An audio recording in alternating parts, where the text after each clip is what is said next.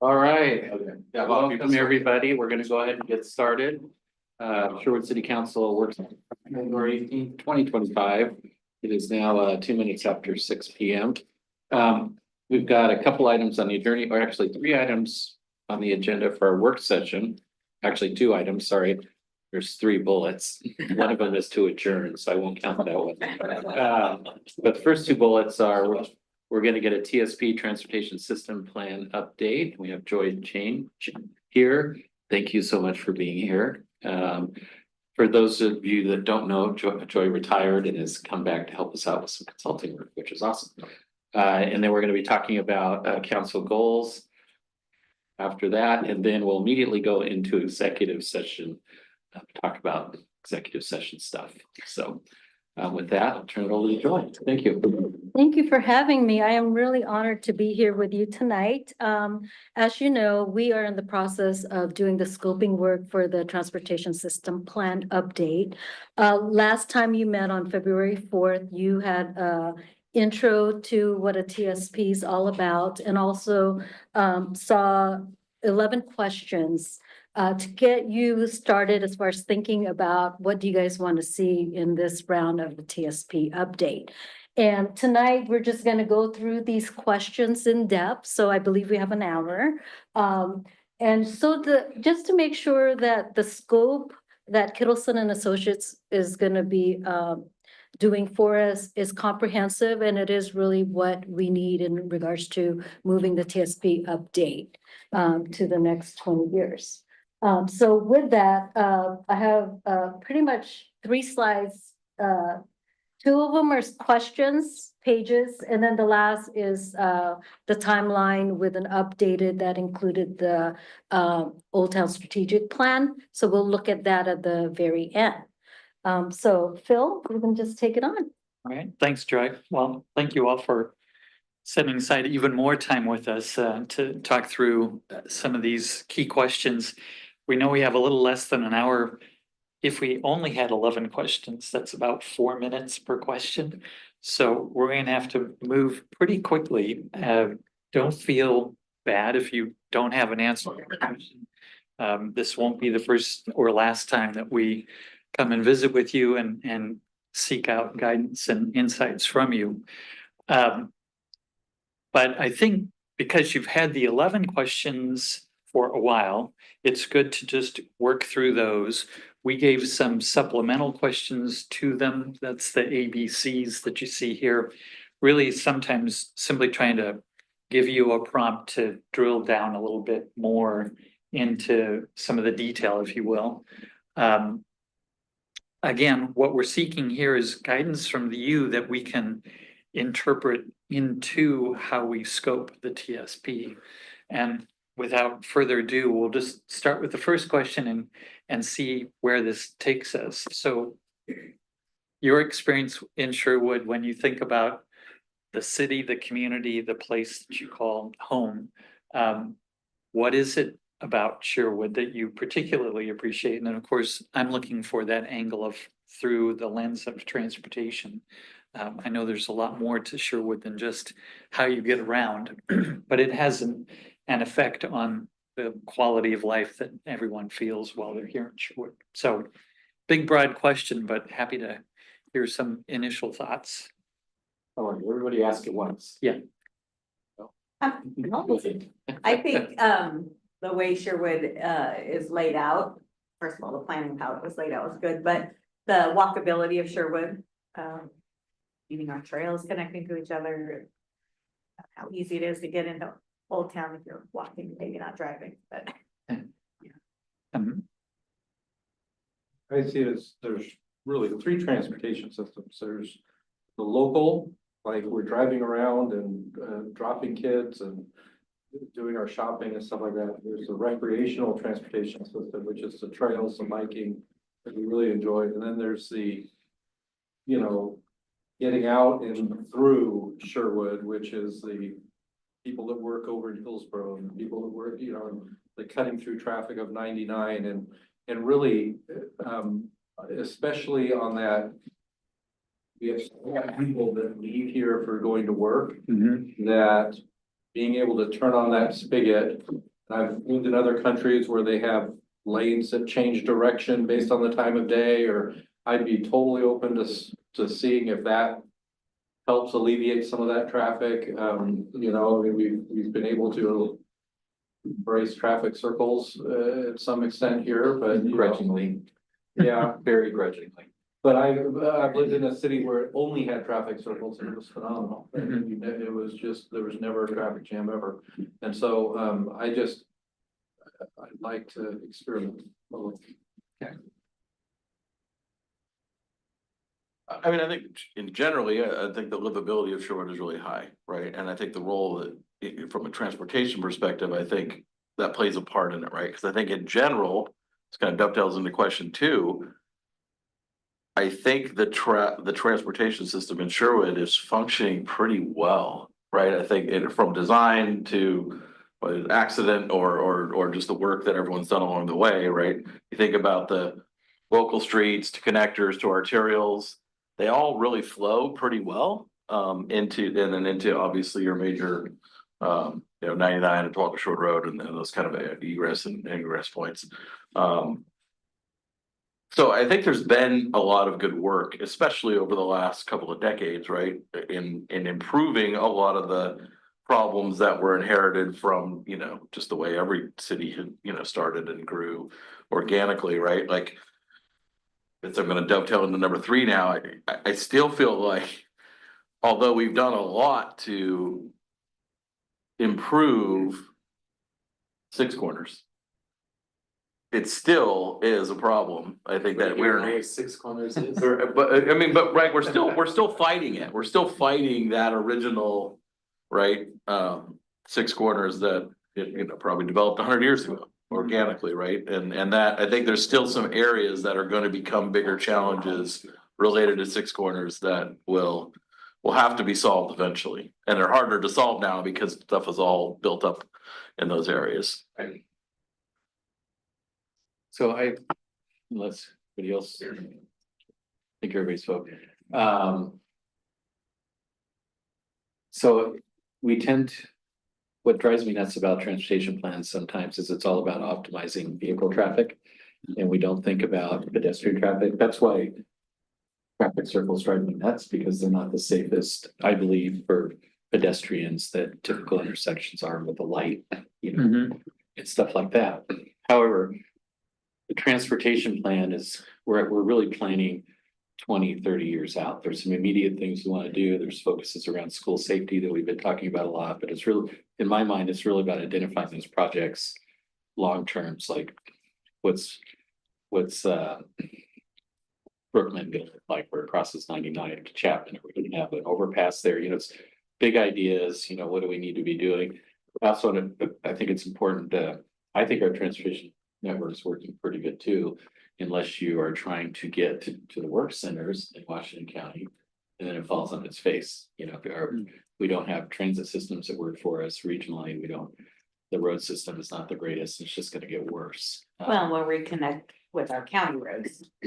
Yeah, the county, but that needs to be part of our thinking is, what do we want to do with county roads like Edie Road, right? So, what is this gonna look like 20, 30 years from now?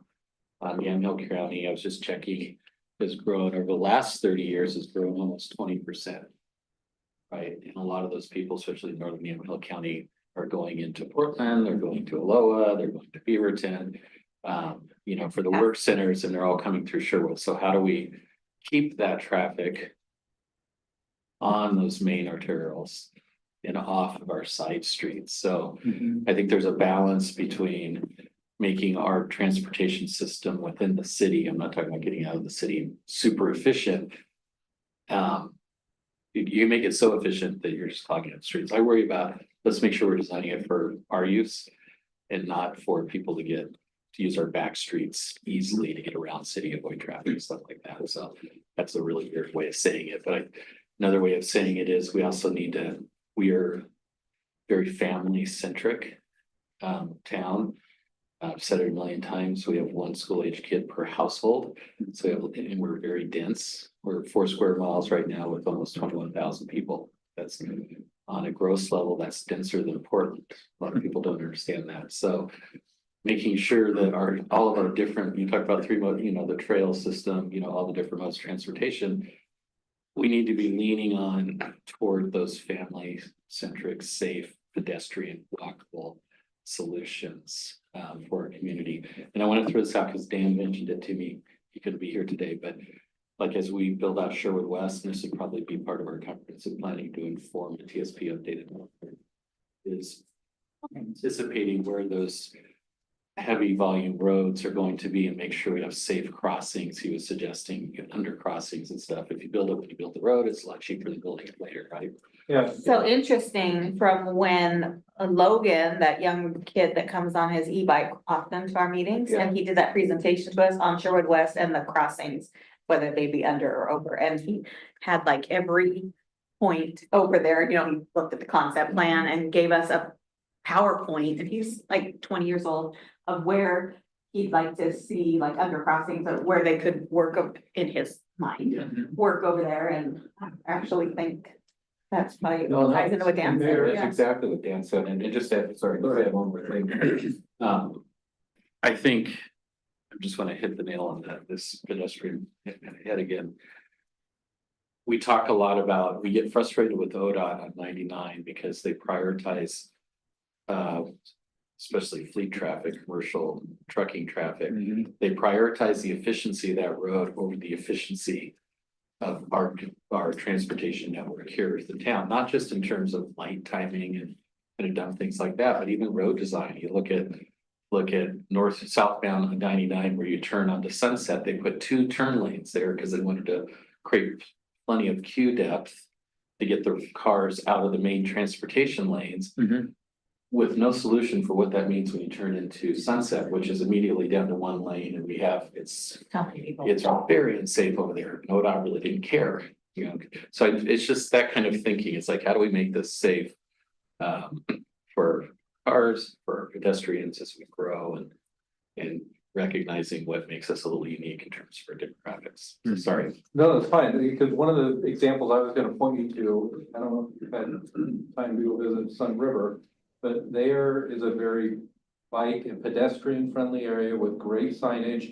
And they do have mostly traffic circles, and the reason that it works is because of the size of the traffic circles. And so there is one car that's going around them, and it's a smaller scale, and people drive slower because it's a steeper turn for the car. And so there's ways to go around. There's things to look at that you go, oh, they figured out how it's easier for me to hop on a bike and go to the store than it is to get in the car and go to the store because of how the design is of that. And I'd love to see some of that in Sherwood West. Unless you have a lot of groceries to carry back. Right, but again, I'm just kidding. yeah, but if So you go every day. yeah, but if 8 out of the 10 trips are light, and then once a week they go to I'm Costco. just teasing. Yeah, Renee, you got your hand up, and feel free to interrupt if we're not noticing your hand. So I would concur a lot with what's been stated. And to Taylor's point, another great example of traffic circles is in not Sun River, but Sisters. They've got a good system there. Well, but the other point that I wanted to bring up is both a part of the charm of Sherwood, but also something that provides some challenges. And that's the fact that downtown Sherwood, Old Town Sherwood, is so far removed from the 99 and getting people downtown to the core. So I'm not quite sure what we can do about that, but I think that's something that should be put on our radar as well. Good point. Already, we spent about. Yeah. that was 4 minutes. Well, Yeah, that was minutes 4 on- minutes. I did touch on at least the first 3 questions. We've already talked about the first 3. Well, yeah, let's push to 3 just real quick to see if there's anything more you all want to add to that notion of what are some meaty challenges from a transportation perspective that I have you're one looking more. for solutions to. This is more of a question where we would insert this, and then I'm sure Councilor Mays will have lots of insight for it. Absolutely. one of the, we talked about this briefly in the last meeting, we now have the ability to lower speed limits in residential areas. So at some point, I have a conversation about what that looks like, and I think that's a conversation with the community. Is that something we want to do? Because that 5 mile an hour difference has a huge impact on survivability outcomes when it comes to car and pedestrian accidents. It may also keep some of those people from cutting through like Sunset, Yeah, right? exactly. Or something. I've got to go 25 the whole way down Sunset. Maybe I won't cut Or through. 20. For 20, yeah. 'Cause it feels like it's 35 miles an hour and then 20 feet later, it's 20 miles an hour, then back to 35 and then back to Pretty 20. much. And it's like, When school times, yeah, and if you're not paying attention anyway. So. We're on question 3. Well, We are making good progress. do you have anything to add? What transportation challenges for Sherwood? I know you have to have something. It's called 12 Sherwood Road, Roy Rogers, Highway 99. And being a big cut through traffic, vast majority of that traffic, it's not stopping or starting in Sherwood. So we have no control over those volumes. Other than the carryover of when those get jammed up, cut through. And then those roads divide the community, so. That's the bigger piece to me. Like, I actually think. The bridge Well, is a huge thing. The undercrossing is gonna be a huge thing. And we have a few other amenities that we're gonna need to do, and as we plan. And I don't think we can plan right at this point for Sherwood West as part of this TSP. If we can, great, but what things can we do in design elements of Sherwood West for transportation so that no roads that we build over there create divisions from one neighborhood to another or one business area to another. I think the intent is to do an amendment for Sherwood West after this CSP. Yes, Correct. just because of the timing aspect of it. Yeah. We're 21 months. We'll finalize as far as the TSP, but I do know that we are gonna be looking at some scenario planning in regards to Sherwood West. But through that entire process, as far as Sherwood West comp plan, there's gonna be another component that's gonna be related, and then we'll update the Right. And TSP. both sides will be informing each other as you go, because we're gonna be running in parallel. Yep. Right. Exactly. So this might be a minor problem, but it feels like sometimes, we've got a bike lane that's 90% of the way down a road, but there's a chunk here and a chunk there. Oh, yeah. Where you have to cut over to the other side, or you gotta, and so it's like we're almost there in some places. Same thing with sidewalks. I wonder if GIS has a way to say, hey, here's the plan and we're missing these holes. I wonder if there's some low hanging fruit where we could be like, yeah, well, we could do a full bike lane to from this school to this school if we completed this section. And Well, just add on to that for new construction, especially greenfield on the edge of town. Mhm. We need to focus on complete streets, and we did a really good job when we built the Riches School. Because we got both sides of the street done and we created created some kind of district over there where the Reimbursement district. reimbursement is, so when the developer finally came in on the other side, that's when we were made whole on those costs. So there's some smart strategy wise we can think about. Most of it was the school district was made whole because they had to Yeah. pay for it. But just, we need to be thinking creatively about, especially on the edge, so we don't have half streets and issues. and Yeah. stuff like Yeah. that. Yeah, so I want to come back to something that you said as an example. So you talked about kind of the gaps in the system, especially the ped bag system. You also intimated at the idea of how we would otherwise prioritize the improvements. It's like, Yeah. let's close these kinds of gaps in these types of circumstances first before, right? Yeah. And the more you can give me that kind of guidance, the more I'm able to follow the breadcrumb trail. Yeah, as it well, were. that's why Erica's wondering, or maybe Sean, whoever's the GIS wizard here, but. Is there a way to output and say, hey. The sidewalk only goes down the street here and there's these gaps and. There's a difference between throwing in a, 10-foot gap. versus 100-foot gap, Mm. right, in terms of price, where we could just say, hey, as a city, yeah, the developer probably should have paid for it, or eventually when it gets sold, they'll pay for it, but we should just do it because now our kids can walk to school without having to cross, Right. whatever. Yeah, we can share, we'll share our GIS data with consultant, obviously. Yeah. Karen, do you know if we have sidewalks in GIS? We do. Yeah, so we And should bike have, lanes.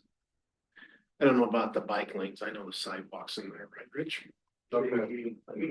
ADA plan has the. yeah, so that should be, without speaking for it, because that should be an analysis we can do. Gap Right, analysis. okay, that's fine, yeah, cause I, almost if we could say, hey, here are the 5 biggest gaps or easiest, lowest hanging fruit, that might be part of our plan. I think another, I don't know if this is the part of the TSP, but how do we give space or something for those, okay, so we have bikes, we have cars, we have sidewalks, Mhm. and then we have runners who use the car lanes for running. Where should they be running? The bike lane, the sidewalk, the street where my car is? You know, yeah, it depends on the sidewalk, right? If it's the sidewalk over on Sunset that goes like this, That's not it, it's that surface. They'll, if you ask them, they'll tell you, they run on the asphalt because it's harder, it's softer than running on concrete. yes and no. It's also. Every the- runner I've ever talked to. It's also says the- that, same thing. Okay, well, I'm a runner, I'm telling you, sometimes it's the going up and down off the pavement that's the problem. And so you wanna go on a path or the asphalt, because you don't wanna keep going up and down, up and So it's down. not like we can have a runner lane, a bike lane, You could have a runner, there are paths that are runner bike lanes, right, where they've got one lane for biking, and then, I think Twalton has that. this is something to think about. In Sherwood, we have a lot of walker runners and they're typically in the streets, which is irritating. Yeah. Yeah, Traffic calming. I would say that walkers, I see walkers that are on the sidewalk. Yeah. Yeah, because they're not, I'm hoping they're wearing very bright. Because they're not going 7 miles and Yeah. pounding their knees, right? yeah, I just kind of go back to the priorities though. Mhm. I think, I mean, cost on the gap sizes is always a consideration, but I think there should be a higher level of priority setting that's really focused on safety in our school zones, safety in our walk zones and stuff like that. That really is probably the number one thing in terms of driving priority when it comes to those types. I'm sure there are gaps where if you just looked at a map, you know, oh, there's a gap, we should fill it, but it probably never gets used anyway, or it gets used once a day. Or it wouldn't be worth filling, Who are smart about. or it wouldn't be worth filling at the top of the list. So I do know that we are gonna have a contract with Kittleson to look at the health of our school zone aspect as far as looking at it, the analysis from a safety. So that work is definitely gonna inform us as we create priorities. Almost like you need a traffic study for non-car traffic. Yeah, pedestrian traffic, like, So to that point, you can expect that your transportation plan will have a pedestrian element, bicycle element, motor vehicle freight element. So sometimes they're referred to as modal plans, but Yeah. the intent of your TSP is to be multimodal and comprehensive. but do we actually, I know we count cars, we count people walking or bikes passing by a point, you know. Yeah, the technology is evolving. It's not nearly as well developed for counting pedestrians and bicycles as it is for motor vehicles and freight. But it is moving to a point now where in critical locations in the community where you're wishing you had a better understanding of how well used is this path, how many students Cameras are are dirty. moving from point A to point B, Not if they're going. we can capture that data and then use it to inform Yeah. the choices, yeah. And how are people that have been doing the TSP the last year or two tackling this new element of high-speed bicycles? That's, yeah, Because people of whatever age have these battery augmented bicycles. And when is a powered two-wheeled vehicle convert from a Like, bicycle to a motorcycle Something else. and, Yeah. or something else, and when they need to use a different set of safety gear and all that stuff. I mean, that's, I don't know how that really plays into this, but it's like, Well, it's near where state law needs to be updated, because right now it's based on 50 CCs and under, doesn't require a license or anything, but an electric bike, how do you? wheels, powered Goes like wheels. 30 miles an hour. Yeah. So this is where mhm. throughout our country, communities are asking this basic question and But normally, if it's not regulated here, not regulated here, it can be regulated down here. exactly, yeah. So we're And at the that's- bottom of the pile. Well, not the bottom of the pile, you're just first to respond, we'll think of it that way, right? So I'm going to say that within the framework of the TSP, there are a number of policies that either already exist or now need to come into existence because of things like electric bikes. And other technologies that are starting to take hold within the community. So in that respect, again, you've already raised it as a question or a concern. I would have otherwise said this is something that we need to make sure that the TSP addresses. So, but we're not necessarily going to come through with an engineering solution to that one. It's more likely to be a policy based and then backed up with ordinances and so forth. Yeah, but ultimately what you're trying to do is to figure out with the limited resources, including the width of your public rights of way, how do we allocate space to most safely meet the needs of the people in our community, those that live here and those that are working here and traveling through. So that'll be part and parcel of it. Certainly, we have your spandex bicyclists. I refer to them. Or whatever the tight, short people are. That behave very differently on the roadway. Sound like an old man? I'm a cranky old man. Maybe biking enthusiast. Cyclist. Cyclist. Yeah. Spandex bicyclists behave are very different than your average student or adult that is out just doing a short jaunt or something. They go faster, they think they behave differently. They go tandem, they go side by side and I have all sorts of gripes, but legally. So if you have a powered bicycle, they can go much faster than maybe normally a recreational or, a student. Yeah. Might use to ride a bicycle to school, and we could pass policy that limits the speed that they interact with. But lo and behold, now we're gonna go against the spandex folks. I can just see the chief out there writing tickets for bicyclists speeding. It's going on standing. I am happy to vote in the, in the affirm of the proposed ordinance. Change the subject before it goes south. I was looking at question 5. Uh-huh. Go to question 5. Before we jump, I just have one more thing on this one. You mentioned a traffic study.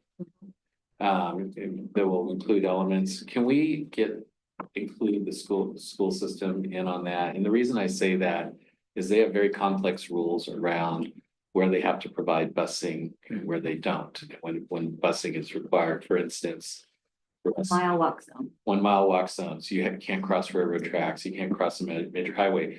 An obscure one is there has to be sidewalks on both sides of the street, which in that case, the road that goes down by Stella Olson, Meineke, is disqualified for a walk zone. So then they have to bus them. So they have to bus them. So I think having them at the table, I think would be show great partnership. Yeah. Because we're thinking about that as well. Yeah, they do. definitely are gonna be part of, if not the citizen advisory, the technical advisory committee as far as the TSP update. Yeah, But in regards to the health of the safety school zone, that analysis, they are also gonna be part of at the table, and we're focusing more on the elementary schools. Just because those are, the younger students. That's what that study is gonna be, but it's also gonna inform the TSP update. I know you wanted to go to question 5, and I'm happy to You're get fine. there really quickly, but one I'd love to get a very quick kind of reaction to, response to is, 4A, when you think about the goals and objectives of your current plan, are they good enough to work with, or should we do some amount of review, refreshment of those, or do you want to kind of start from scratch? Since those goals and objectives really do inherently drive the development of the plan, what's your opinion there? I honestly don't know what to Quite say. honestly, I probably haven't read. But I this would, and- my gut would tell me, I never want to start fresh, because if you have something to start from, it's almost always a better than start with a blank sheet of paper. But I would guess, we probably need to at least review and refine and refresh. Yeah, and I think it would be helpful, because a lot of what we've been talking about kind of mixes into goals and objectives. Maybe, yes, a review session, but maybe come with, based on everything you've heard, here's some suggested updates. Yep. Okay. All right, thank you. Now we can go to Flash. Well, I was just reading 5, what successes or challenges have you faced with implementing TSP? And it brought to question the planning. I'm wondering. I assume, I mean, they look at how the TSP into planning, right? As far as development? Yeah. Or as far as planning for like a brand new community like Yeah. Sherwood Rest? Yeah, Both. so Yeah, I'm wondering we if do at some both. point the planning commission's gonna provide any input on what challenges they faced in implementing that. That's a great point. You should have someone sit down with them. The thing that comes to mind for me here is, and people on the staff probably know these things inherently. I think us as elected officials don't necessarily always, and certainly the public wouldn't. As we talk about it, and it comes up all the time, right? Clearly identifying the segments of the transportation system that are completely within the purview of the city, right? We can change this. We don't need any outside agency cooperation. Right. Versus the things that are part of, okay, we have to work with ODOT on this, we have to work with the county on this, we have to work with both, we have to work with TriMet, like, because I think there are elements that we could completely change without outside. You take funding out of it for sure. Yeah, I'm just talking about, just like, we can't change the light close to 99 without working with ODOT. So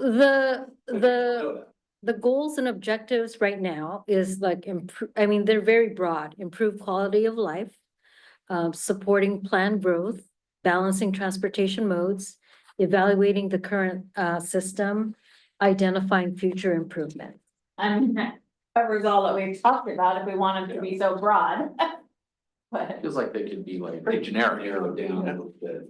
Is there value in part of that sub-analysis of highlighting projects that are important to the health of the system that we've been waiting to do, either waiting for a developer to do, or waiting for the city to do, or waiting for the county to do, and maybe prioritize those in each kind of category? I think that's a great idea, and I would go even farther to say, since I've been elected, I've been amazed. When we start from zero with no money, but we start focusing on something and start planning for it and doing what we can. We almost always finds ways to fund it. I mean, we just got a loan. I'd say drive completed, right? You know, so. I think kind of that grant ready thing, I think that's part of what you're talking about. Steve, is when we focus on something, even though we don't have money. We're ready, and when the opportunities come up, we're able to take advantage of it. Anything back to like the recent parks master plan, right? Like, there's a very specific list of projects identified in there. Yeah. There's no reason we shouldn't do the same thing here. Number You can have some loose prioritization, subject to change. sorry, say that again? You can even have some general prioritization of those identified projects, right? Obviously, Yeah. subject to change in the future, but Right. if you get you some general, like, things that. But to are really more put important than other. Find out. Right, I don't know the analogy, but I think this is where you're getting at, Keith. There's gonna be a list of projects that are so important. That we're probably gonna find money to do the initial engineering work. We're gonna find money to get those things done, so we can go out and make those projects happen and get whether it's state money, federal money, whatever it might be. Yep. Yeah, either critical enablers for other future growth or other opportunities, or critical impediments that currently exist that need to be resolved. Yeah. So I'm gonna Move it. segue from this to a question briefly, and then we're gonna kind of come back to the order, but when you go to question 8, There you go. what performance measures, evaluation criteria should we be using to prioritize the projects? Because you're right, near the end of this process, we're gonna have a list of 100 projects. We're gonna have funding for 25 of them. Wow. And the question is going to be, Love it. yeah, the question is going to be, how do we set our priorities? Not just because we don't have all the money in the world, but because you really have a way of organizing I these think things. that's pretty easy. Oh, Yeah. I'm glad to hear that. Well, the reason I say that, It's fine. I think, you know, some of the higher level goals we set, like, you know, safety in our walk zones around schools will kind of get us some rough prioritization, but at the end of the day, we're gonna sit down as a council and go through that list and say, here's the important ones, right? And we can even Yeah. put some math behind it, right, where we could say, hey, this project is bringing in about this amount of value. And it costs about this amount of money, and divide it by that and just give us a number. I mean, that's, in product management, we do that all the time. It's gonna cost this much to build, and we think it'll bring in this amount of value, and that could give us a rough. And then you look at that list, the prioritized list, and you go, does that feel right? You know, because sometimes you get these weird guesses. The problem with that, I don't disagree with that concept, but how do you measure value? Because if it's industrial development, it's gonna bring in property tax, that's easy to value.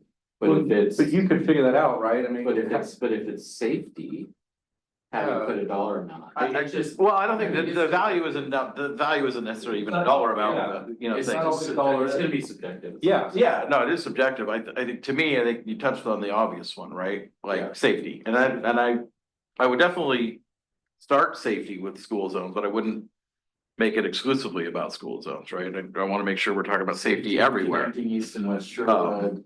So I think, Yeah. I think you look, you know, that can be evaluated through, like, obviously you've got statistics on, you know, crash rates and other things that you just know, the choke points where a lot of pedestrians come in conflict with vehicles, right? Safety is an easy one, but then beyond safety, to me, going back to your metric is how many people would this serve? If we did Yeah. this, does it benefit 100 people? Does it benefit 10,000 people? Yeah. Right, and then that becomes the numerator in that equation, Yeah. you know, versus the cost. Another way you can do it, companies do this for like, as a decision-making tool. I see this all the time. So we might just list 5 values, right? But these are the types of attributes of projects that are important to us. And then if we have an idea for a project, it should check at least 4 of those, right? I mean, there's a lot of ways you can Yep. come up with that matrix. Yeah, well, thank you. This was honestly what I was hoping for with regard to this question. It's a hard one. You don't get it answered in one session.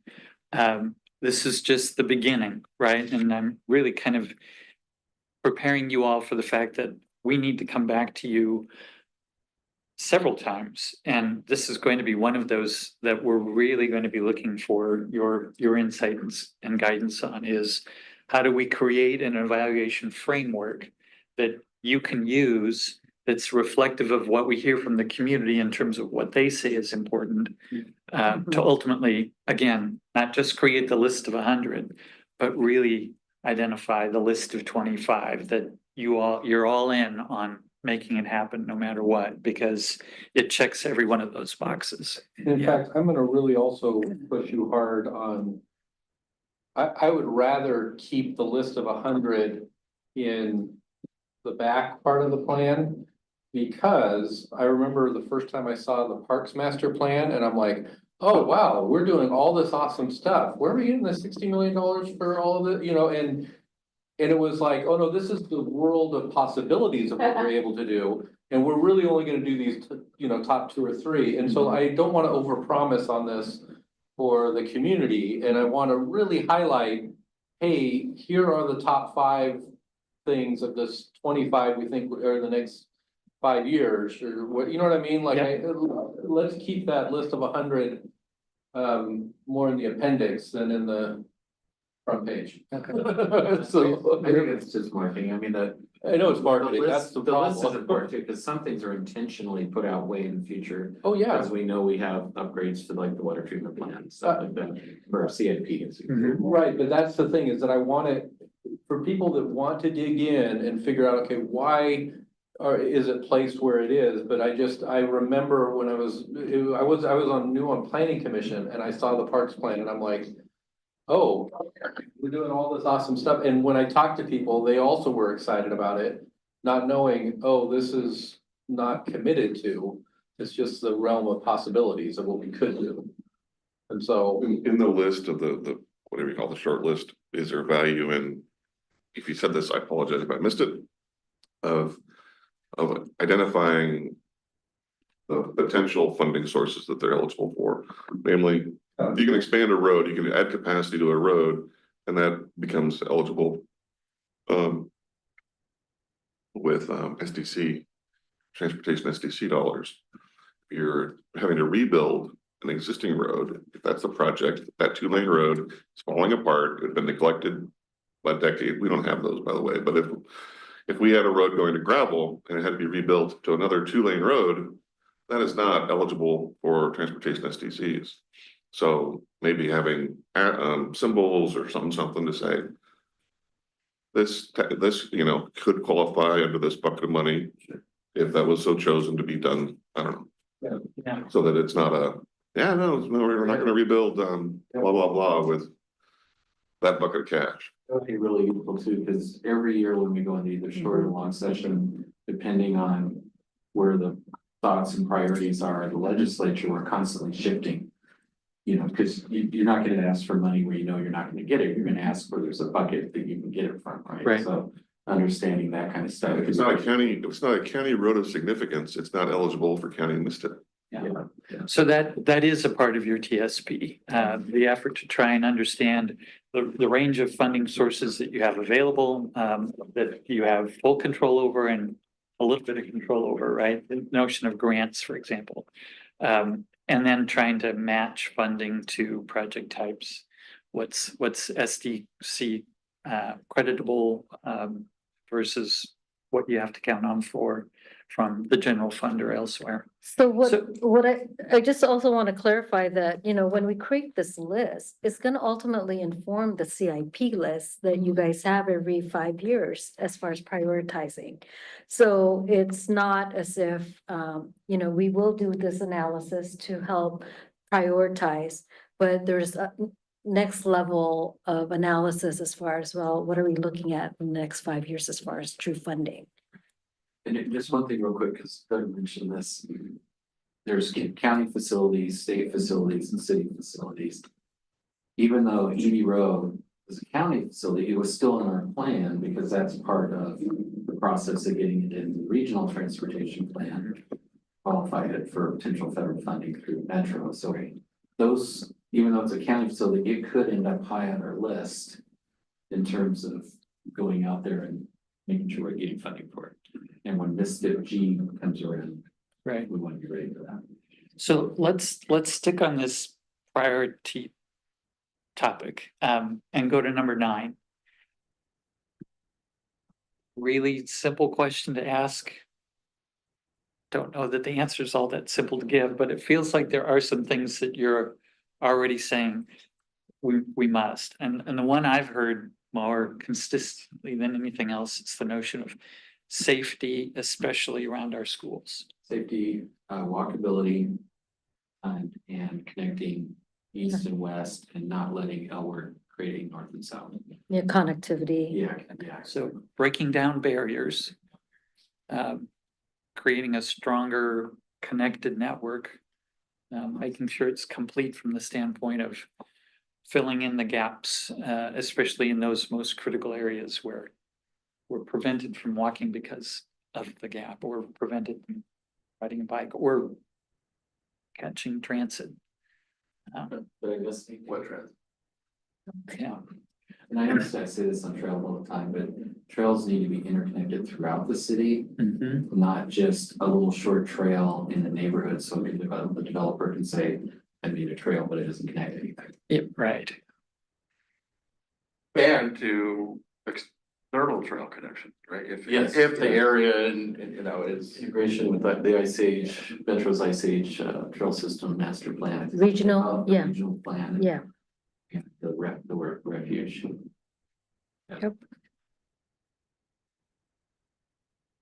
A lot of these things we're talking about definitely feel very Sherwood West heavy, right? I mean, there are certainly some of these, all of this should, I mean, applies to the whole city, but the opportunity to do a lot of these things we're talking about really applies to Sherwood West. Yeah. Mhm. Yeah, We want to continue to grow the way we have. Yeah, well, I actually think better. Yeah, I'm gonna I say think there's a better. lot of improvements to be made over the way we've grown. Like I agree. the whole plan behind the master plan, I wanna drive through Sherwood West and feel like this is a really well-designed community, right? Because even as much as I love Sherwood, there's still sometimes on your street, Pine Road, Pine River, where I'm driving over and I'm going, this is a funky street. There's a cutout here and then there's another cutout thing here. And I'm like, boy, this is really just the feng shui of all on the list to do the I mean, final phase. Sunset's a good example of that, right? But, and so I I'm feel like, like- yeah, we're getting there. I just feel like Sunset was like 4 different roads Yeah. that are just, like, Yep. you drive it as one continuous segment, but it feels like Right. different roads. That's exactly, yeah, there's that weird And asphalt. you can tell it was built over Yes. 4 different iterations of TSPs. Yeah. Because there was obviously the initial concept before any of us were around, but right there outside, it was built really wide because it was gonna be this major boulevard. Yeah. And then there was a very conscious decision in the mid-90s to narrow it down and make it not that. And then including when they straightened it by Murdoch, yeah, so it was. Right. I mean, many iterations of councils and planning departments. Oh, yeah, and there was at least 4 different TSPs. But that's what I want the TSP, when you say, what do I want it to accomplish? Yeah. I want to feel that feng shui, right? I want to feel that this is a unified plan that makes our transportation feel well thought out, right? It's not haphazard. It's not, well, you know, we have to do it that way because that's what the county says, right? Well, okay, let's work within that and see what we can do to make it make sense. Yeah. Yeah, there's that notion of consistency in the treatments that we apply Yeah, so that you're creating an expectation that you can regularly meet, whether you're a pedestrian or a driver, whatever mode you're Yeah. using. But to your point, And that if you're stands- kind of zigzagging yeah. down the street, it can feel awkward and ultimately probably isn't as safe as it could be. Yeah, and in fact, that's the other thing is that even if we have to go to additional plans, great, let's build in the transitions, right? Let's figure out how to make it so that, you know, it doesn't feel as abrupt. Anyway, So I just want, Renee, did you have anything you wanted to add? I just want to make sure we're not missing questions or thoughts from you. No, I'll interject if I have any more, but I'm still in agreement with what you guys are talking about. Awesome. Number 10, key challenges. What lies ahead that you think we should be aware of now, even to the point of somehow, if not simply being mindful of it, represented in the way we build this scope? I can think of a big one. Unforeseen regulatory changes coming from above us. Well, I think 100%, that's what I was gonna say, but I would even add making sure that we're really up to speed on all the new preemption that's coming out of Salem. You know, in the last session and the sessions before that, and what that really means to a transportation plan like HB 2001 and then son of HB 2001. And then there was the governor's bill last year and there's one in the pipe right now that has me questioning whether we should even do Sherwood West. Just it's so bad. And We'll do share after. oh yeah, Eric just completed an analysis today. So that's a whole different subject, but Okay. there's a lot going on in Salem. You know, we had the CFAC ruling that limited the size of residential streets, so how can we make a 28-foot wide street with no parking on one side because it's a fire lane now, and then, or, how do we make that safe, Mhm. right? Do we need to increase the percentage of streets that have to have sidewalk strips, for instance, with trees, because that creates kind of a safety barrier. So we need to be thinking creatively and understanding what's happening in Salem and how the rules are changing, and make sure we're building into our plan foils for that stuff. We need just to require surface rail transportation in our communities. I thought it meant like a rail hanging onto when you're walking. I mean, we don't have our own mass transit system. We're part of the Metro tram transit system. We can't do nothing on our own. All of our money goes to TramEd, so I'm kind of like, they want everyone to be on mass transit, but there's no mass transit to use. Great. Any other challenges? Money. But I guess I read this question differently. When you say money, to me, that would be the answer to what do you foresee as a challenge to implementing the TSP update? I don't see that as necessarily a challenge to building the TSP Yeah. update. I can see that. Well, no, but if we don't consider money at all, we would come up with a much different plan, right? Wouldn't we? If we just said, hey, we've got a blank checkbook. Okay, flying cars everywhere, right? I don't know. I mean, it seems like we've gotta, if we're gonna be ranking the short list, money comes in on that, Well, bang for buck and. I would disagree slightly, like, Okay. because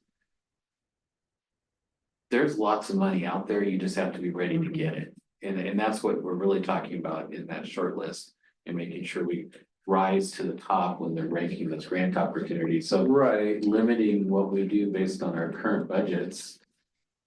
right, I would recommend. no, I'm not saying that at all. I'm saying, because like, for instance, if our number 10 is down here in terms of bang for buck, but there's a grant that makes it so we don't have to pay for it at all, it might actually jump up to number 1 because, well, it's on our top 10 list and we don't have to pay for it.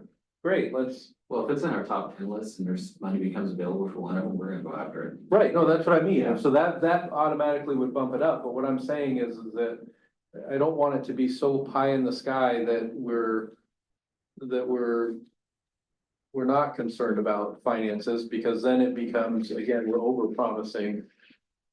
But I think we're saying very close to the same thing, if not. I think so too, because Yeah. as I sit here and I think about, okay, the challenge of developing the TSP, you underscored the word developing. The challenge in this conversation, what you're highlighting is how do we identify the best, most competitive, most high value projects that lead to a plan that does find the funding to actually get to implementation. A great example is the Sherwood, it is the underpass at Cedar Creek, which would be another opposite of a bridge, but sort of the same thing. By designing that right, so we're checking boxes like wildlife crossing, stream restoration, connecting to the regional park system. On top of this minor thing in the view of some people's safety, right? If we design it right, we qualify for a lot more funding. I think that's what you're getting at. That's, yeah. So one of the other difficulties is that assigning, well, it's this modality is very important to this group of people. How do we compare it to this modality that's really important to this group of people, right? Okay, well, I drive every day, so this is the most important. I don't even own a bicycle kind of thing. Oh, well, I'm a spandex cyclist, and so it's really important for me to. And I have a lot of, Drivers first. I have orange spandex, if you want to see me. To see that. So, but you know what I mean? And Yeah. so it could be the most important thing in the world, and yet I'm, and you gotta balance it because one of them, they're both taxpayers, they're both constituents. Yep. I mean, maybe not the kids, they're not paying taxes, but we still believe in keeping safe routes to school for them, Right. you know, So so. just to touch on, to kind of dovetail on what you're saying. Just outreach in general, right? Like public outreach in general. Every time we've done outreach to try to get input on, you know, that I've been involved here with the planning commission or council. Except for Murdoch Park. Either getting enough people, even giving you an opinion at all is hard. And when you do get that, oftentimes. It becomes dominated by. Organized groups that have very specific interests, right? And so you're not. Skate park comes to mind. Yeah, there's a lot, I mean, it's an example, right? And it's because, so it's like, how do you don't wanna discount what those groups are saying, cause it's valuable, and it's a point of view that should be represented. But, you know, 50 people show up for the meeting and they all came together, and you don't have any other voices in the room, you don't wanna over rev on that either, cause there's still 20,950 other people that may disagree with that, right? So I think that's always the challenge to me, is how do you appropriately weigh the feedback you get from the community? And how do you ideally get a more broad spectrum of real organic, individualized feedback that's not. Here's the boilerplate, I want everyone to say the same thing now, right? Because we're all. Right. You know, in the same group. Yeah, well, that engagement is such a critical part of this particular planning effort as well as your comprehensive planning effort, right? That we do want to achieve just what you described. And it's not easy. And sadly, it's not inexpensive very often. New But website coming up, that'll help with that. yeah, Talk to and the team that did Murdoch Park, they did a phenomenal, with 800 people. Yeah. we will want to do that. Yeah. Someone did. Rich, okay. Right. So we have, we only have like 500 people, right? A few minutes. Yeah. Yeah. Well, I thought you were talking about the open houses. Those were definitely a little organized. As far as. the groups So are concerned. a last thing on public engagement, and then we have to leave you all because we're at the end of our time. Good. We Right? don't have a meeting tonight, so you know, the longer we're here, the longer we're here. Oh, well. Careful what you wish, right? You mentioned CFAC, the Climate Friendly and Equitable Communities. That, as an overlay to the TSP process, will put additional emphasis on reaching out to members of the community that are generally understood to be among the disadvantaged, whatever that disadvantage could be or is. You're helping opening our eyes to who and where they are and how to reach them is always of importance to us. CFAX or TSP updates? it is. It is, yeah. And you'll learn more about that from us as things go along, but I just wanted to kind of plant that seed for you. Last question, and then we'll get out of your hair for the evening.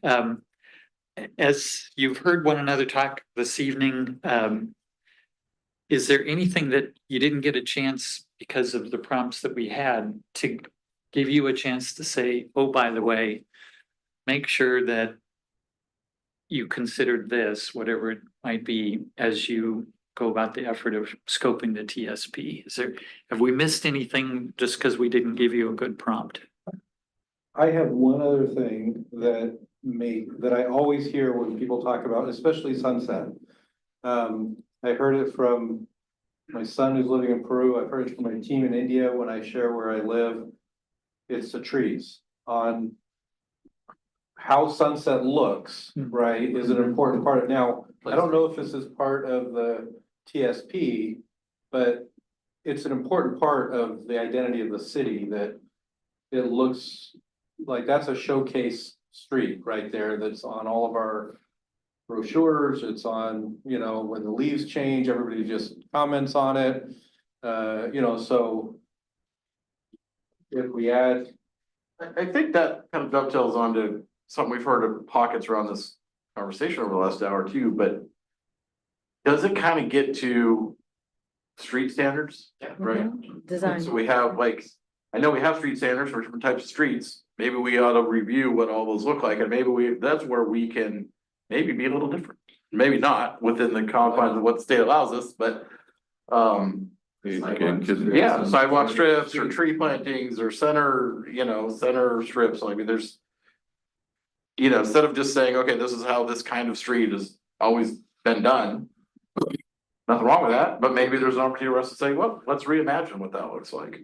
Right, and that could be the same thing when you come to what are standards for intersections? What are, that gets to the roundabout question, what are standards for crossings? Right, why do we just adopt the standard that everyone else uses? Why can't we look at alternatives? I'd love to give me a blank slate. Okay, we're gonna look at a four-way crossing of a neighborhood street. What do we want that to look like? I'll sit through 100 meetings where we give me specific things, then say, okay, like that, let's vote on, take an informal vote, sorry. And we can kind of really imagine something that could be quite different potentially. Not that the staff who does these things isn't great, but it's an opportunity and get the community input too on. Let's really reset what these standards look like for Sherwood. We don't have to have the same standards as Tualatin and Wilsonville and everyone else. So. Well, I was just gonna say, he's over his time now, so unless you got some, okay. Do you have everything you need for this next step? We have a good start. Good start. Yes, Yes. so this slide basically identifies our timeline that's in the pink on the top. We did add the Old Town Strategic Plan on the bottom, which they've already started, right? So it just kind of gives you a perspective of how the TSP update is in relation to everything else that's happening, that's getting planned at this time. Awesome. So thank you for your time. The next step basically is we've created a web page. We're going to be recruiting for citizen advisory committees starting next week.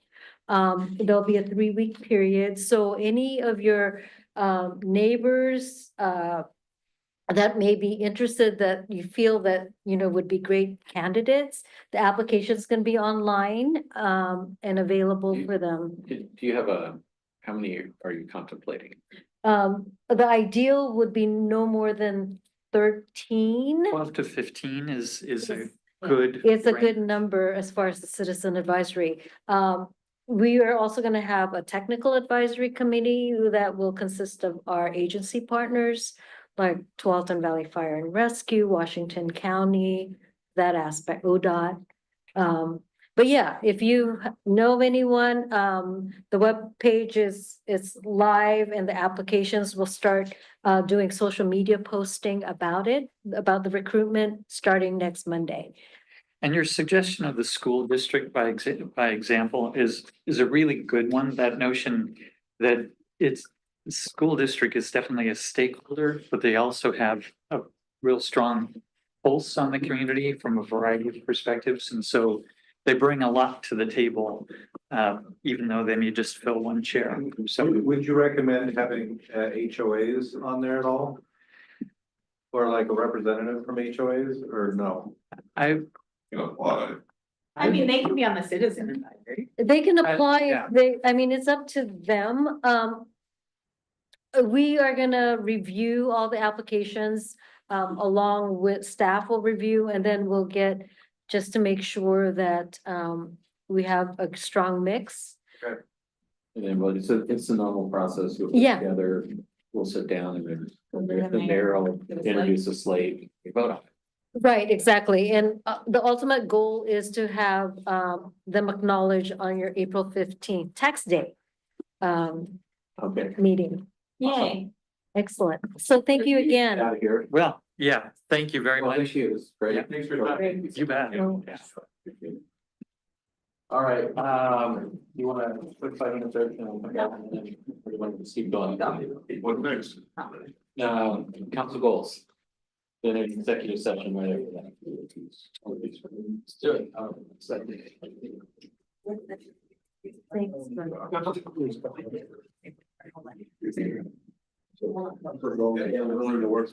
Yeah. Yes. Liability is your best friend. In terms of the park thing. I didn't know. I don't want your paper. You got enough stuff. Thank you, Mary. You're very, how nice and how you personally handle that out. You want? Yeah, if there's an extra one, yeah. This thing is a little bit easier to see. Hikers. Yeah. And then when you sit. That's stand up bikers. Well, they're a different class of biker, man. It's all about.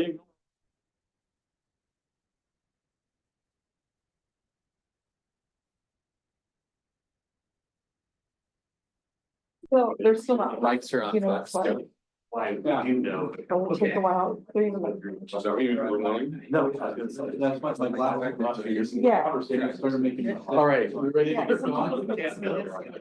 Kristen, are you ready? You ready? Yeah.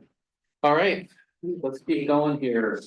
We're now gonna get an update on the output of our council goals setting session. Excellent. Great. So, do you guys want to go through each one of these goals or do you Oh, no. go through the ones we still need clarification on? Yes. Okay? And if Let's you, do a question on. and if you have questions on them and as we go through them, then, please ask. Or if we need to have something different in there that you were talking about, please let us know. But I think we've nailed quite a few of them. So I'll turn it over and let Kristen go through just I think there's 3 or 4 of them that we need clarification on. And she can actually type it. Yeah, do you want, in the red ones that you see, those are what we heard during the council goal setting. So the ones that are black under the deliverables haven't changed. The ones that are red have been reworked or is what we heard. So if that does not seem like it accurately captured something, let us know. We can go over all of those. And then on the right is really how we're gonna do the work and how we're gonna measure it. So, I assume the ones we talked about removing have all been removed. correct. We think we. Yeah, we think, there's one That's down the here. yellow one? Yeah, then we highlighted the yellow ones that are still the do we need. And this was really, there had been a conversation about. This was on goal number 1, economic development, bring jobs to Sherwood that provide wages that allow people to live and work in Sherwood. So part of that is we talked about the fact that we had already done the work session. Is this something that we still need in there? Is that something that we're gonna, because we talked about the fact that we're gonna be doing it every year. But if we still want to undertake an analysis of identifying trends. Yeah, sorry, go ahead. Oh. I think we've done that, so to me, it seems like it can be. Unless we need to do it again or update it, then it's Well, they're gonna complete. kind of do it annually now, so now it's gonna be just an ongoing. Yeah, then it's done. Yeah. I don't know, Eric's on the call. I mean, I can speak to it as well. So Bruce and Eric as well. So that was the analysis Bruce did. If you remember, he looked at industries that are, we have an advantage in based on our location, geography, all that sort of stuff. And then what industries pay higher basically and compared those two together. So we kind of have a preferred industry list that we know pays higher, and that's kind of where we left it. So to me, that's enough marching orders for us to know what industry we need to draw the track. And what would the trigger be to say, oh, we need to add something or update? I think if we start seeing different trends in industries, like if there's a new industry that is a competitive advantage for us, we want to go into that. Or if wages start to fluctuate within that industry and say wages really drop off for this or that, or a new industry has really high wages and we're competitive in it, we probably want to have that.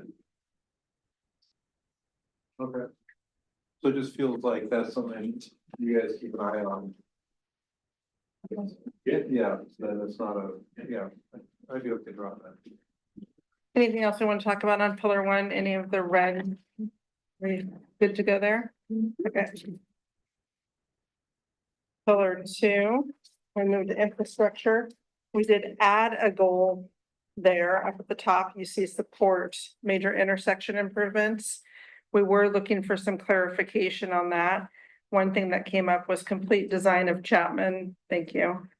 Highway 99 intersection, and I think we needed to get some better clarification on what all you wanna be looking at there. Yeah, so is that actually trying to fund that project to move forward or go after funding, or what exactly are we looking at On the there? 99 West. Yeah, and then Chapman, It's not, there's no alignment that's been adopted. We need an alignment and then we need a concept of the design. yeah, I don't think we're gonna go do the designing. Engineering work yet, at least for this year's goal, but whatever it fits in, first step is. Let's collectively agree on an alignment. And if it's, Including our external partners that have to agree. Yeah. which is, it's not gonna be an easy lift. To do that, agreeing on an alignment. Of that intersection, both sides of 99 and how it touches or doesn't touch 99. So maybe that's part of the beginning stages.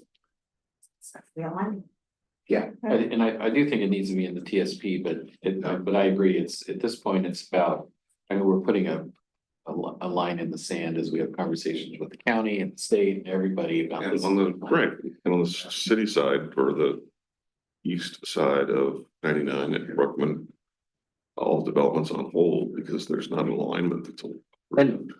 And it certainly will be in the TSP and probably Sherwood West.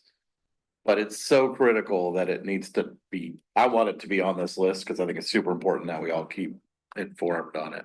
You don't start doing the work, you're We'll never gonna get get there. stuck with something. Yeah. So maybe just clarify that this year's goals is more around getting the alignment.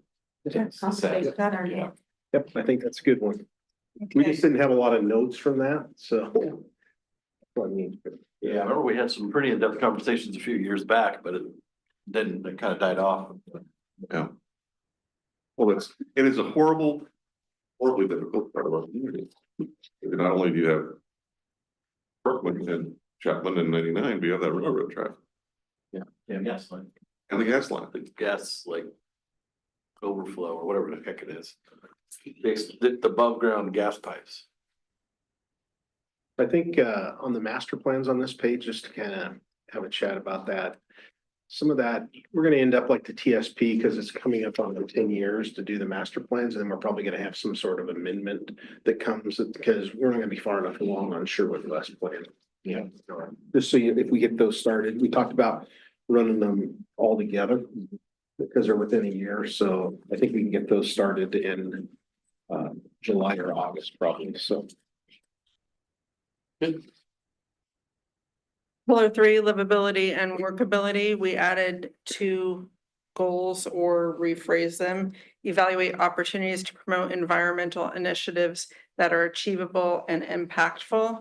And this was specifically about some of the comments that Councilor Stankey brought up.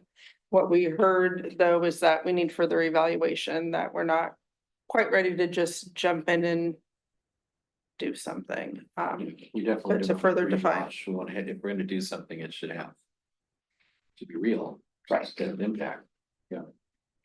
And then we reworded the community spaces because there was 2 different goals before about community enhancements and parks. And then there was also something with arts. And so we just tried to kind of put that all into one to make it a little bit more concise there. And then the area that we were looking for feedback on and still needed to further define, and this might be a Councilor Stankey question as well, was the Ice Age Regional Trail. I know he brought that up and wanted to talk about the connectivity and further development of the trail. I know. Was it already on here? Because it's in black. Was it a previous goal? Actually, that probably don't should have think been so. yellow. I don't think it was on there. I don't think, it wasn't a deliverable. That would have been yellow. Didn't part of that come from, he had questions around?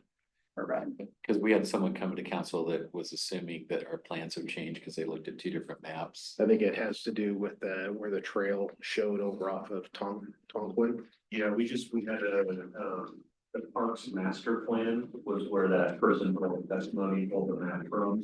And when that master plan transcribed the Ice Age Master Plan, we just missed a little segment in the Parks Master Plan.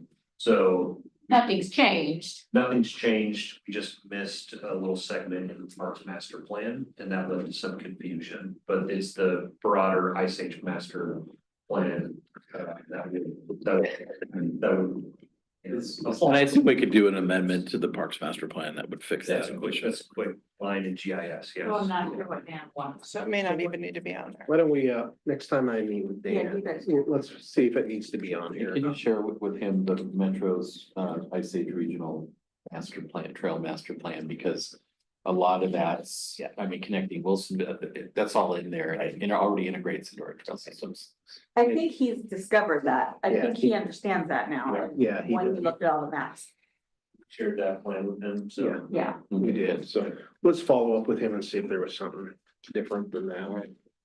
Wait, I have a So question. maybe, is it part and possible that he is, wanting us to, it's not an internal specific kind of thing to build, but he's wanting us to advocate at the metro level, and to urge Metro to finish those connections that's in their control that they've neglected or haven't gotten to yet. I'm sure gotten to a lot of trails on the other side of the county. Wait. Why is it under seek funding to support mental health programs? Well, you know. Well, that's good. weird. Like, clear your head. What is that? There might be a copy paste there. That might be, not in the right spot. Good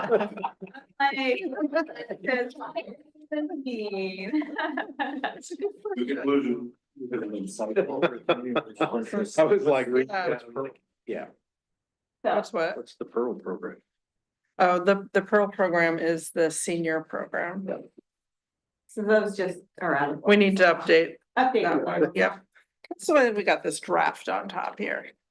I had a question on the review use of TLT funds, consider gearing specifically toward art initiatives. I guess I don't remember that part of the conversation, because I thought we talked about actually using some for art, but some for chamber, I mean, other. That's what it means. Are you wanting to change the distribution of TLT dollars? Right now Well, it's it's used, gearing specifically toward art initiatives, and that to me, Well- that's what we wanted to do. and I think the intent here was review how it's currently being used, which right now is I think to be either- clear, it's just we want to. We want to review the mix and Yeah. potentially adjust the mix. of how the money- so we can just review Just take, TLT funds. yeah, just take the art reference Okay. out, because we're not implying that.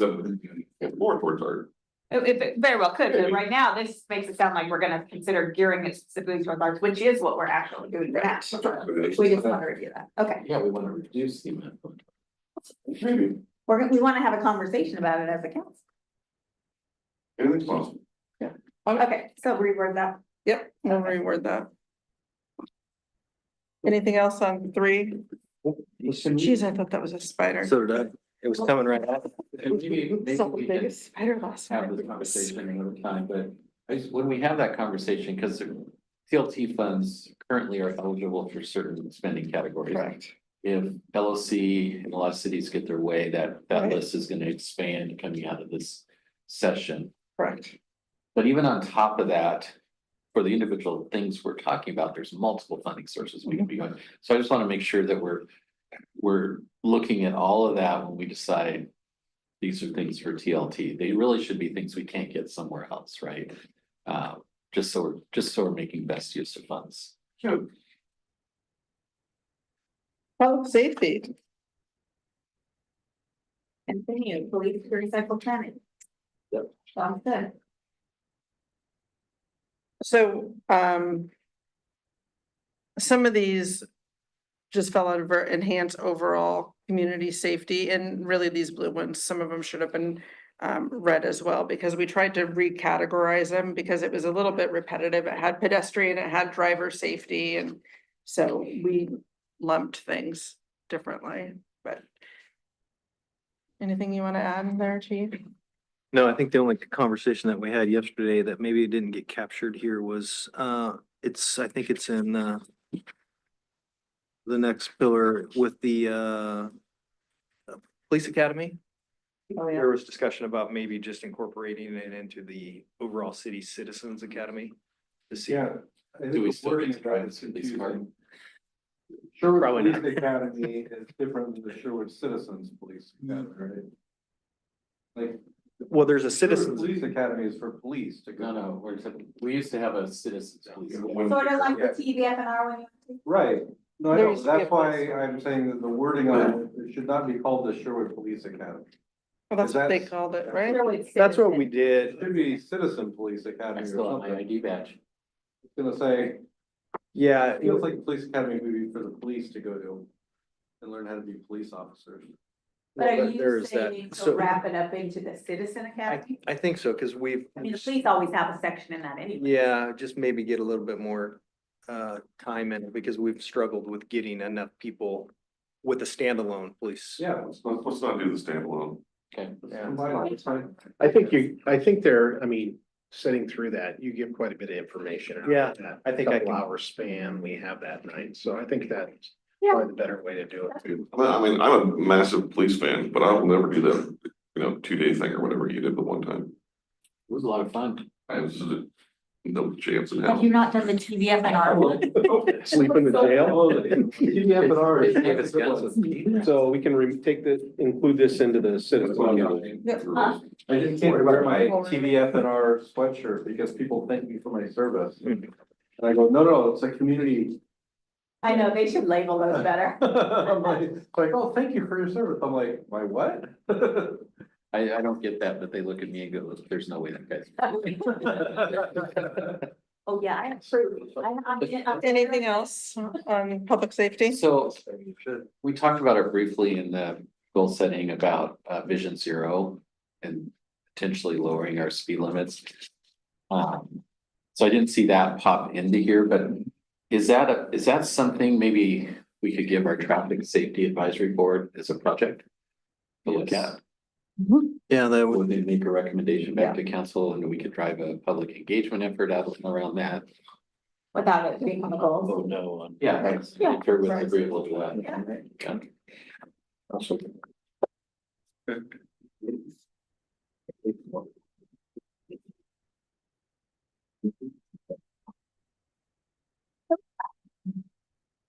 Five, fiscal responsibility. The add-on here was explore opportunities for technological enhancements and innovations. Just how can we be in technology? That's the add in here. Yeah, however you want to phrase it. Yep, it's important for us to empower our people, our team within the city to be more efficient and leverage tools and technology that's out there. How would that translate into?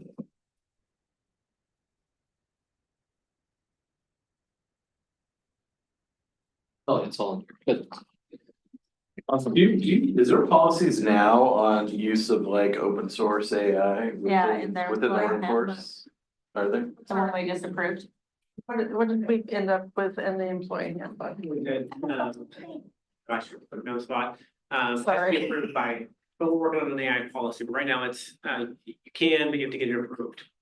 So, but open source AI. Yeah, like ChatGPT and all the other versions of that are out We're there. gonna start with, Microsoft's piece, which is integrated with their tenant. I mean, seriously, you just Google something these days and it's Right, AI. sorry. Exactly. Right at the top. It's more about uploading city documents into these platforms so they can machine learn and give you, like, that's the whole part I think a lot of companies and public agencies have been concerned about. Like, no one cares if you go on Google something, right? It's more about, I'm giving you all my information, so, because then you don't know how, you'll lose control of how it's being used. We do have a policy against doing that. The government, kind of the enclave of our Microsoft agreement now is available for Copilot, which is Microsoft AI, and that is included in the budget that you'll see. Yeah, but that's like more responsibly controlled, like, it's not like everybody in the world all of a sudden now can We're not gonna feed. mine that data, right? Yeah, and there's a lot of great standards coming out that companies are starting to Yeah. comply with, and Brad just joined OpenAI, which is a coalition of governments that focus on this issue. Yep, good, okay, well, like you're on top of it as expected. I didn't know what Copilot was. I opened new Word documents and it has this like engraved, something's on Copilot. I'm like, what is that? And start typing, then it's gone, but I'm like. It was great now I know. branding. Microsoft. Yeah, they never mess up the branding. On what? And pillar 6 did get a bit smaller, mainly because we've been accomplishing stuff. There was a lot in there about the website and innovation. And the conversation was just that we'd be rolling that obviously into our daily work and or it's already been accomplished. I worry that, you know, with the branding discussion, with the new website going up, a new bridge going up, us starting to figure out what that, hospitality zone is and maybe even having to advertise for businesses and everything else, I feel like the branding discussion for the city is, you know, something I can't see us putting off 2 or 3 years, right?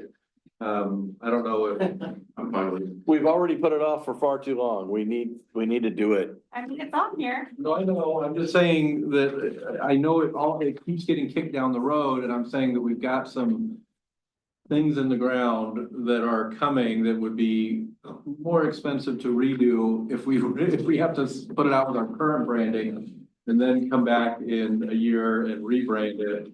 Anyway. It'd also be far more effective, actually. Yeah. Launch with all these modern branding things that versus. are coming out, and then. Now. And again, I don't know what the lead time is on if we say, hey, we gotta go after some of these high-tech businesses with these jobs we talked about in the first place. It would be nice to have more updated looking, you know, collateral and different things to be able to say, hey, we're high-tech, whatever, we're not. First sanctuary. I'd go with the word modern. Modern, yeah, like, or whatever. High tech, a city high tech. Well, but you know what I mean, but just not, you know, 90s. Want to look modern and forward looking. Yeah. Right now, we definitely don't. So I like that that's on there. I want to keep the pedal to the metal. I have a question. Can we, and this is actually for the whole council. So we put the innovation thing under fiscal responsibility. I feel like there just needs to be like a note about it in every category, because like in public safety, there's a lot of great opportunities for tooling for public safety and citizen engagement and how we interact with our communities. I just want to make sure we're not just looking at it in terms of a fiscal thing, but Sure. that we're looking at it across all I these. think that kind of gets not to specific goals and deliverables, but more toward, and maybe we need to update this, more toward like our mission statement and our overall core values, right? Like, we should be innovative in everything we do, and that's just underpinning everything, right? And it's understood and known, right? It doesn't need to be, it's not a deliverable. Like it being. It's under a fiscal state of being. responsibility. Covers it citywide. Well, but it puts a financial spin on it. And the point I'm trying to make is that It's not always financial. it's not always financial. And right now, there's a revolution going on in terms of what AI is doing for service delivery, just about every arena you can think about. So I just want to make sure that our thoughts are broad, you know, in terms of how we're looking at these new technologies. And it's not just a Maybe financial. it's not a goal, it's just a little asterisk at the bottom page, innovation. Or just, It's our core values. yeah, I just want to make sure that see what I'm saying? Mm-hmm. Yeah, I mean, that's what I'm saying. That's where it belongs. Yeah, it belongs on that list. And we have a history of doing really innovative things. I mean, that first thing we did with the YMCA, the list goes on and on. Forward thinking, it's in our goals, it's in our core values. Core values. Yeah, but okay, I'll drop it, but I just want to make sure that, you know, because we're changing the way we think about this stuff. High quality services for all residents and businesses through strong relationships and innovation in a fiscally responsible way. It's even in our mission statement. Okay.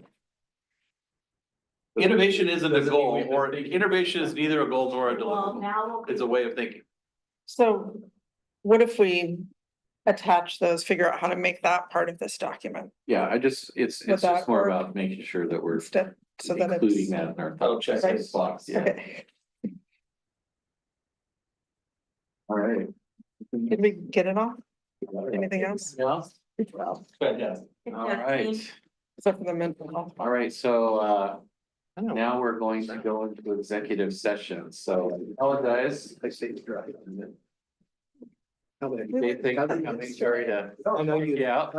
I know you appreciate that. Oh, Renee didn't have anything. Mission at I think I didn't, kept looking at it. It's gonna be crazy. Oh, yeah. It's never ending. And they're going through there 20 miles an hour. They're super dangerous. Saw our hand raised. Cancel that. Renee didn't have anything. Yeah, Renee, you're coming to the exec session too, right? Yeah, so let's. The same amount of damage as if. Yeah, I mean, waiting for the call from, the city manager, So we start. She needs to jump on the next one, I think.